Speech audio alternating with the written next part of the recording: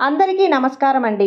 జగద్గురు శ్రీకృష్ణ ఛానల్కి స్వాగతం. ముందుగా అందరికీ శివరాత్రి శుభాకాంక్షలు. శివరాత్రి సందర్భంగా శివుని యొక్క శివతత్వం గురించి, అలాగే శివుని యొక్క మహిమను గురించి తెలుసుకుందాం. త్రిమూర్తులలో బ్రహ్మ, విష్ణు, మహేశ్వరుడు. ఈ మహేశ్వరుడు శివుడిగా, రుద్రుడిగా, చంద్రశేఖరగా, గంగాధరగా, గరళకంఠగా, నటరాజుగా, అఘోరాగా ఇలా ఎన్నో రూపాల్లో నామాలు ఉన్నప్పటికీ తత్వం మాత్రం ఒక్కటే. ఎందరికో అవగతం కాని ఒక విచిత్రం. పాహి అంటే కాపాడుతాడు, దేహి అంటే రక్షిస్తాడు, ధిక్కరిస్తే శిక్ష ఇస్తాడు, నమ్మితే మిత్రుడు, శత్రువులకు రుద్రుడు. భక్త సులభుడు, భక్తుల పాలిట కల్పవృక్షమై నిత్య భక్తదాసుడు. ఈ లోకంలో చైతన్య రూప మనోహర దృశ్యం, ఆనంద నిలయం, కైలాస పరమేశ్వరుడు. తలుచుకోగానే తల మీద చంద్రవంకతో, నాగాభరణాలతో, కొప్పులో గంగతో, నుదుటిన అగ్నితత్వమైన నేత్రముతో, ధరల గణలతో కూడినటువంటి రూపం మెదులుతుంది. ఇంతకీ ఈ పరమేశ్వరుడు చంద్రశేఖరుడు రూపం ఎలా ధరించాడు? చంద్రశేఖర్ తత్వం ఏమిటి? చంద్రమౌళి ఎలా అయ్యాడు? చంద్రుడు చాలా పరాక్రమం కలవాడు, ఎన్నో యజ్ఞాలు, యాగాలు చేసినవాడు. చంద్రుడు రూపంలో మనోహర రూపం. లక్ష్మీ సోదరుడు, సముద్రరాజ తనయుడు. అందుకే భూమి మీద ఉన్న ఔషధాలకు చంద్రుడు అధిపతిగా మారాడు. ఆఖరికి మనకారకుడు జ్యోతిష్యంలో స్థానాన్ని పొందాడు. అలాంటి చంద్రునికి తన కుమార్తెలను ఇచ్చి వివాహం చేయాలని అనుకున్నాడు బ్రహ్మకుమారుడైన దక్షుడు. ఆ దక్షునికి ఒకరు కాదు, ఇద్దరు కాదు, 27 మంది కుమార్తెలు. దక్షుని కోరికను మన్నించి ఆయన కుమార్తెలను వివాహం చేసుకున్నాడు చంద్రుడు. అయితే వివాహానికి ముందు దక్షుడు చంద్రుని దగ్గర ఒక మాట తీసుకున్నాడు. తన 27 మంది కుమార్తెలకి సమానమైన ప్రేమని అందించాలన్నదే ఆ మాట. ఆ మాటకు మారు మాట్లాడకుండా సరేనన్నాడు చంద్రుడు. కానీ చంద్రునికి రోహిణి అంటే ఎంతో ప్రేమ, అభిమానం. ఆమె కోసమే ఆ మిగిలిన 26 మందిని చేసుకున్నాడు. దక్షుని 27 మంది కుమార్తెలలో చంద్రుని వివాహం అంగరంగ వైభవంగా జరిగిపోయింది. ఒక్కో రోజు ఒక్కో భార్య వద్ద ఉండసాగాడు చంద్రుడు. అలా పంచాంగంలో 27 నక్షత్రాలు ఏర్పడ్డాయి. అయితే రోజులు గడిచే కొద్దీ చంద్రునికి ఆ 27 మందిలో రోహిణి అనే భార్య మీద అధిక ప్రేమ కలగసాగింది. ఆ విషయం మిగతా భార్యలతో అసూయ కలిగించేంతగా రోహిణి పట్ల చంద్రుని వ్యామోహం పెరిగిపోయింది. కొన్నాళ్ళకి ఈ వ్యవహారాన్ని తండ్రి చెవిన వేశాడు మిగతా భార్యలు. విషయాన్ని విన్న దక్షుడు చంద్రుణ్ణి మందలించాడు. కానీ కొద్ది కాలం గడిచాక చంద్రునిలో అదే తీరు కనిపించసాగింది. మిగతా భార్యల కంటే అతనికి రోహిణి మీదనే ఎక్కువ ప్రేమ కలగసాగింది. ఇక ఈసారి దక్షుడు ఊరుకోలేదు. దక్షుడు ప్రజాపతి హోదాలో ఉన్నాడు. అతనికి అందరూ అంటే దేవతలు. ఈ సృష్టిలో ప్రాణులు మరియు జీవరాశులు అతడు పెంచి పోషించాడు. ఎన్నో యజ్ఞాలను, ఎన్నో యాగాలు చేసి తన స్థానాన్ని నిలబెట్టుకున్నాడు. సృష్టి కార్యంలో మహోన్నతమైన స్థానం అతనిది. అందుకే దుర్గా స్వరూపమైన అమ్మవారిని కూడా సతిలాగా కుమార్తెగా జన్మించింది. కేవలం రోహిణి మీద ఉన్న ప్రేమతో తన మిగతా కూతుళ్లను సవ్యంగా చూసుకోవటం లేదంటూ దక్షుడు చంద్రుని మీద కోపగించుకున్నాడు. అల్లుడి మీద కోపంతో ఊగిపోయాడు. ఆలోచించకుండా ఏ వెలుగుని చూసుకొని నువ్విలా విర్రవీగుతున్నావో ఆ వెలుగు క్రమేపీ క్షీణించపోతుందని శపించాడు. ఆయన శపించినట్లుగానే ఒక్కో రోజు గడిచే కొద్దీ చంద్రుడు క్షీణించిపోసాగాడు. చంద్రుడే కనుక క్షీణించిపోతే ఔషధుల పరిస్థితి ఏం కాను, మనుషుల మనస్సులు ఏం కాను అంటూ అంతా కలవరపడిపోసాగారు దేవతలు. చంద్రుడు కూడా తనకు శాప విమోచనం ప్రసాదించమంటూ అటు ఇటు తిరిగాడు. కానీ ఎక్కడా అతనికి ఉపశమనం లభించలేదు. నారదుడి సలహాతో చివరికి మరి కాస్త వెలుగు మాత్రమే మిగిలిన సమయంలో శివుని చెంతకు చేరాడు. శివుణ్ణి రక్షించమని ప్రార్థించాడు. తనకు మాటిస్తే కానీ కాళ్ళు వదలనని శివుడు గట్టిగా శివుడి కాళ్ళు పట్టుకున్నాడు. శివుడు మాటిచ్చాడు. శివుడు తన శాపాన్ని గురించి చెప్పి ఉపసంహరించుకోమని అడిగాడు. దానికి శివుడు చంద్రుని పరిస్థితిని గమనించిన మనసు కరిగిపోయింది. దక్షుని శాపం అకారణమైంది కాదు. కాబట్టి ఆ శాపం నెరవేరక తప్పదు. అదే సమయంలో అతని శాపం వల్ల ఈ లోకం అంధకారంలో ఉండటమా మంచిది కాదు. కాబట్టి ఒక ఉపాయాన్ని సూచించాడు శివుడు. శివుడు చంద్రునితో, నీవు నా కైలాసంలో ఉన్నంత వరకు నీకు ఈ శాపం తగలదు అని చెప్పాడు. ఈ వార్త తెలిసిన దక్షుడు అహం దెబ్బతిని శివుడిపైకి వెళ్ళే, నీవు నాకు వరం ఇచ్చిన మాటేమిటి? ఇప్పుడు నా శాపాన్ని ఆపేస్తావా? నీవు ఎంత గర్వం అని త్రిమూర్తులలో శివుడు ఒకడు అని చూడకుండా యుద్ధానికి దిగుతాడు. శివుడు ఎంతో దయతో, దక్ష, నీ కూతుళ్ళ జీవితాన్ని ఆలోచించావా? అల్లుడు గురించి పట్టించుకున్నావా? ముందు వెనక ఆలోచించకుండా నీ శాపం వారి పాలిట భయానకం.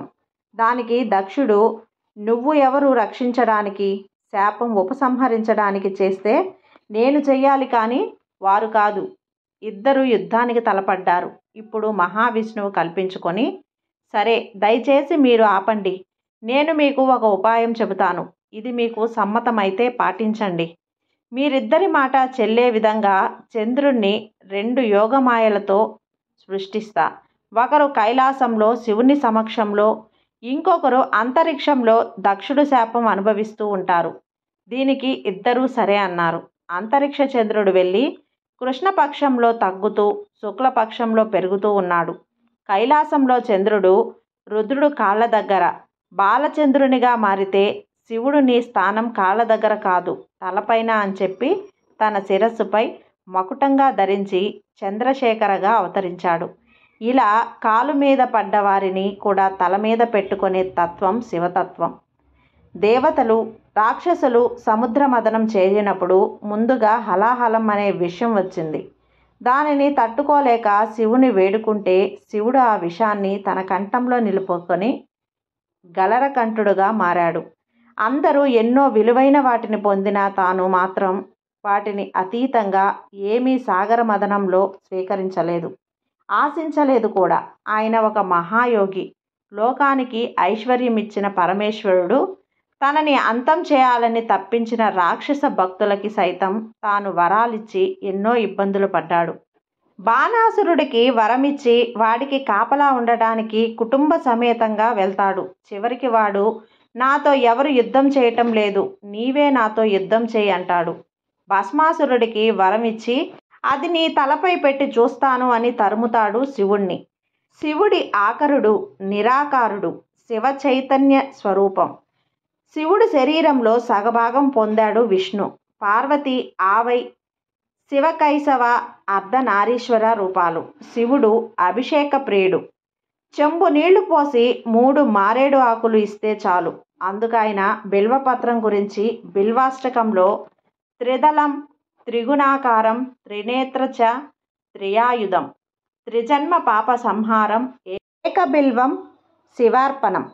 పూర్వం ఒక అడవిలో గురుద్రుహుడు అని పేరు గల కిరాతకుడు ఉండేవాడు. అతడు బలవంతుడు. అతని కుటుంబం పెద్దది కావటం వలన పోషించుట కొనకు ప్రతినిత్యం అడవిలో మృగాలను వేటాడుచూ ఉండేవాడు.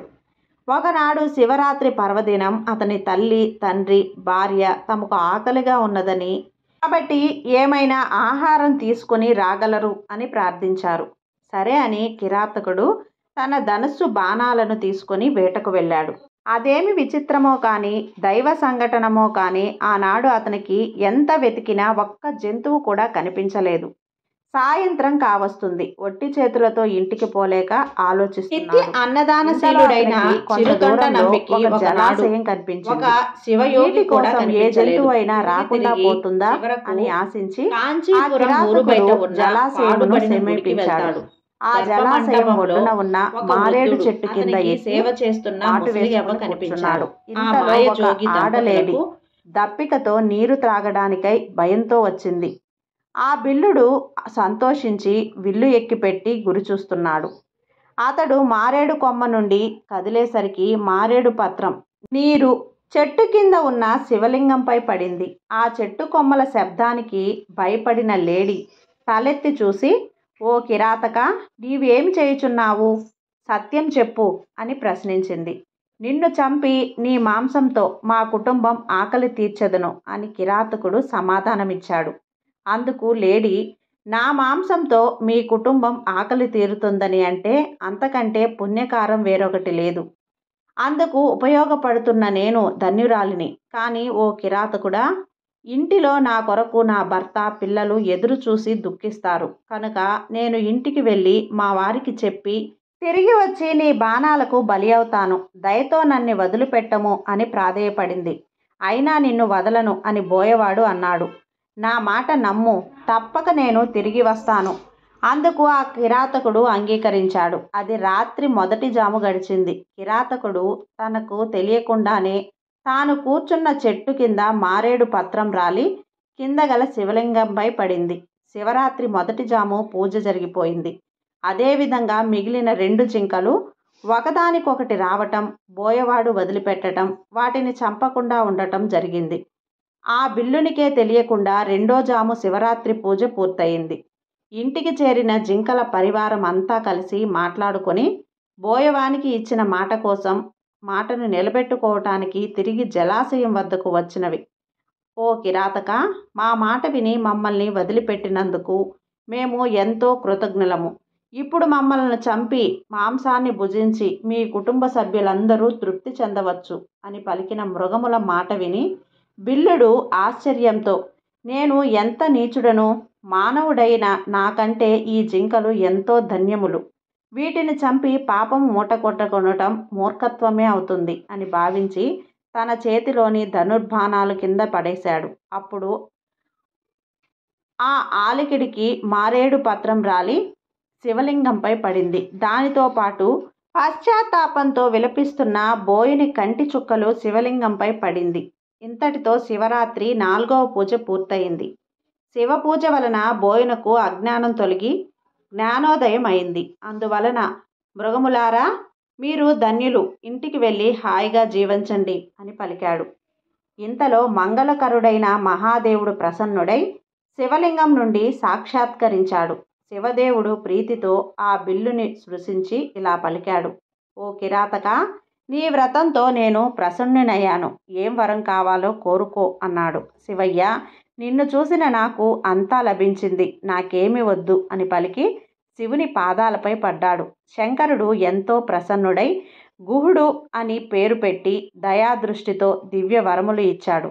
ఓ కిరాతకుడా, ఈ జన్మలో సమస్త భోగాలను అనుభవించి రాబోయే జన్మలో శృంగాబేరపురమును పాలించే రాజువు అవుతావు. అప్పుడు శ్రీరామచంద్రుడు నీ గృహమునకు రాగలడు.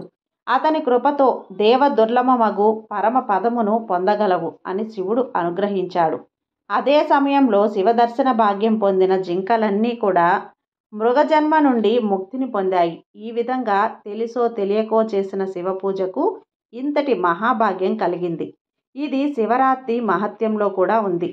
ఈ శివరాత్రి నాడు ఈ కథను విన్నవారికి సకల పాపాలు తొలగి శివానుగ్రహం కలుగుతుంది. మీకు నచ్చినట్లయితే లైక్ చేసి సబ్స్క్రైబ్ చేయండి ఫ్రెండ్స్. మరికొంతమంది భక్తులకు షేర్ చేయండి. సర్వేజన సుఖినో భవంతు.